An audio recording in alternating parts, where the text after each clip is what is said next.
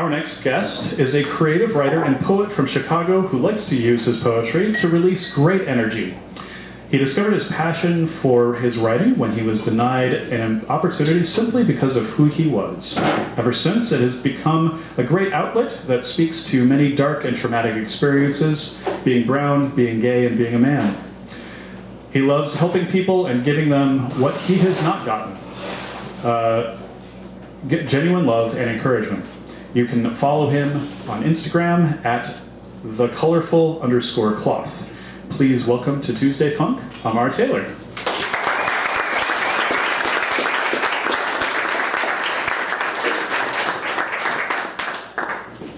Good night. Hi. How are you all? Good. Greetings. I appreciate being here. I'm just going to jump straight into it.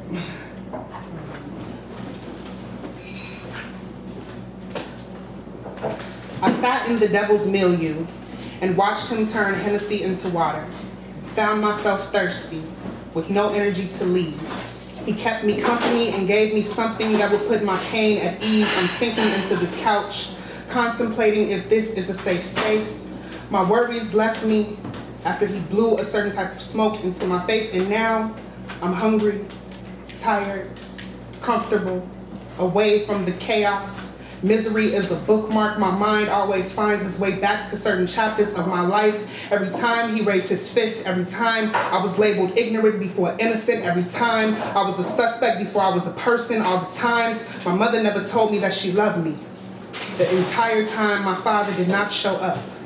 Every time the clock strikes 4:43, I find myself back on October 2nd, 2015, where I reached for Papa's hand and he was as cold as Chicago winter.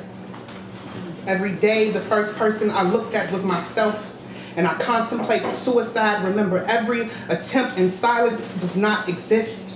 So liquor stores become church, and on one of them 4 corners, I find a hustler with offerings. I find reasons to smile in my study groups away from the saints until I realize that those smiles don't last forever, and neither does pain, especially when you learn to love yourself, heal yourself, be yourself, accept yourself, forgive yourself, and them. Thank you.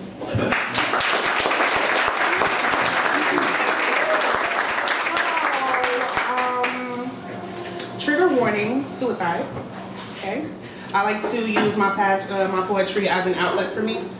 Being an only child, not really having many people to talk to, and not really being an outcast in a sense too, as well, has also prevented me from communicating a lot.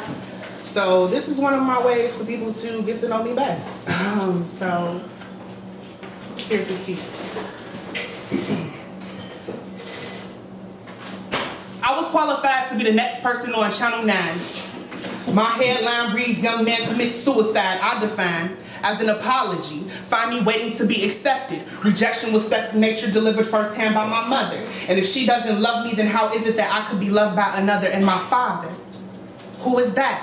Oh yeah, that's right, that's the man that went to the store and never came back. Face to face with him was something like Judgment Day. Denied by my own father before he even found out that I was gay. So now I sit next to the expressway to see which car is gonna end this misery. Call mama to remind her of 3 words instead of telling her that she is one of the reasons why the knife knows its wrist so well. Can't swim, still travel to the deep end just to let go. Got high on the roof and walked to the edge. Swallowed too many sleeping pills. Ran towards the gunshots. Walked when the light was green. Almost jumped to the 3rd rail drunk, alone and crying. Wondering why Earth would be the birthplace of something that they consider as being so pathetic, and it hurts. When nobody ever held you down, nobody ever stuck around. It's pretty fucked up when a king doesn't recognize his own crown, but suicide doesn't even take the pain away. It just finds somewhere else to stay, and on my birthday, a purpose was given to me. So any successful attempt, the mission will be incomplete. Fuck what they think. I love myself. I love myself enough to fight for my dreams. I reach for the shooting stars and wish for something other than death. Solitude helps you find who you are.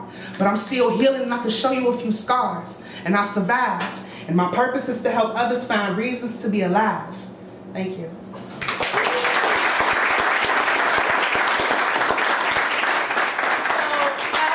Mentioned earlier, I discovered this passion because I was denied an opportunity to spit a piece that I wrote, and And this piece acknowledged me in many ways, me being gay and everything like that. A lot of people don't really like for gay people to talk about what it is that they like, such as me liking men, and I love men, period. And it is what it is. And so these are my affirmations and my confrontations.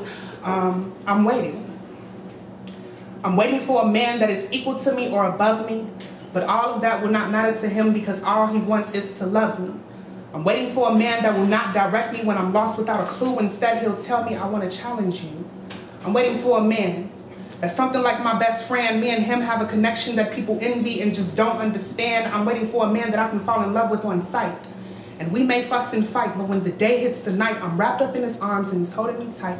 Whisper softly in my ear just to tell me goodnight. I'm waiting for an answer to why a few people look so confused and upset.